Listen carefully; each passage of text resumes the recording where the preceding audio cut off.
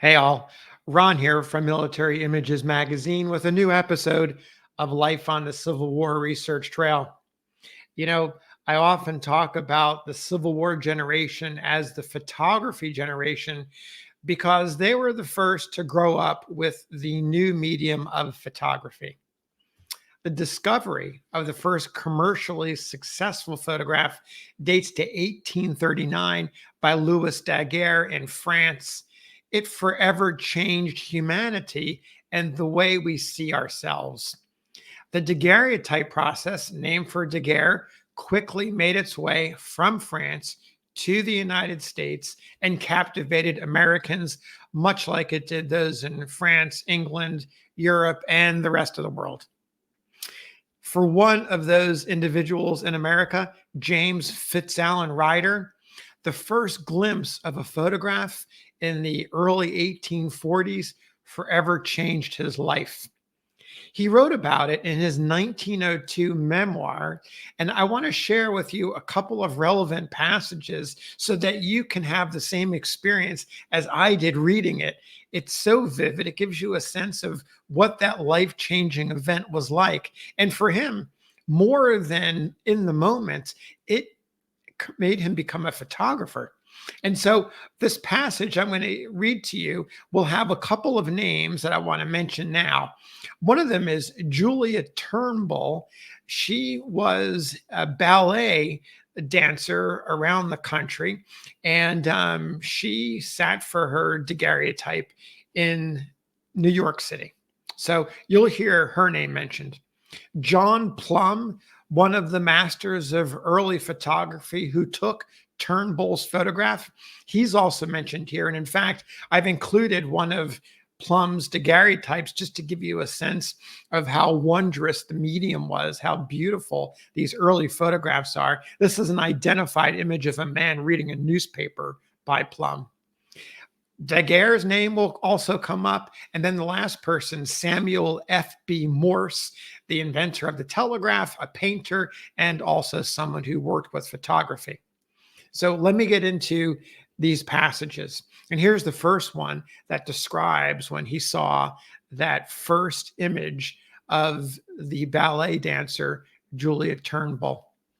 A quote: "The first daguerreotype I ever saw was shown me by Mrs. Jack Maston, our nearest neighbor, who came bursting into our house one morning, as excited as a child, to show my mother a new wonder she had just received from New York. It was a likeness of her sister, Miss Julia Turnbull, a ballet dancer of the New York theaters. The letter accompanying and explaining the likeness said it was a new discovery by a Frenchman named Daguerre, and the picture was called a daguerreotype. The process for producing the newly discovered method was brought from Paris to New York by Professor S.F.B. Morse, the father of telegraphy. The likeness I saw was taken by a Mr. Plumb, who had just opened a studio on Broadway. That picture was the first image I had ever beheld made by a camera. I had never seen a camera and would not have known what it was had one been placed before me. The picture was a wonder to me.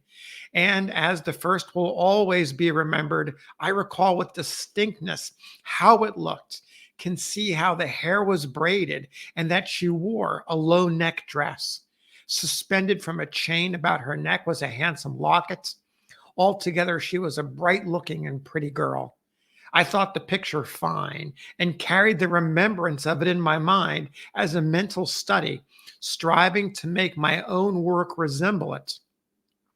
In after years, the same Julia Turnbull, whom I had never met in person, came into my gallery in Cleveland to have photographs taken. She had grown away from the bare shoulders period and abandoned the locket. She knew nothing of the part her daguerreotype had played in my early strugglers as a learner. She seemed like an image risen out of the past, which had been something to me once upon a time. So startling a discovery as a daguerreotype created much interest in all cities where it was introduced. The absolute truthfulness of a resemblance to the person taken was remarkable. Visitors to New York sometimes brought home with them a likeness of themselves as a novelty and a wonder to their friends.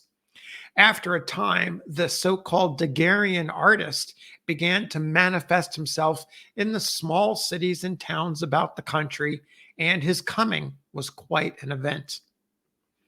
So there's Ryder's early remembrance of seeing that first daguerreotype, how it inspired him to learn how to become a photographer, and the twist, how he met her in person years later in Cleveland, Ohio, where he had removed from his native New York to set up his own gallery. A couple more passages I want to share with you.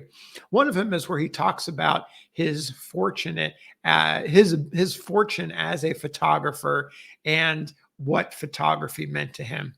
He says, "In looking back upon the callow days of my wanderings, I'm impressed with the good fortune I found at every step. People attached a more grave importance to having likenesses taken then. It was more the parents having likenesses taken for the children, a matter more seriously considered, something more in the way of duty, possibly a last duty, something possibly certain for a sacred one from parents to children. It was a legacy of love." He goes on with one more passage that gives you a sense of his lengthy career. He was in photography for more than a half century and was able to photograph people and many people, including generations of people. So here's that recollection.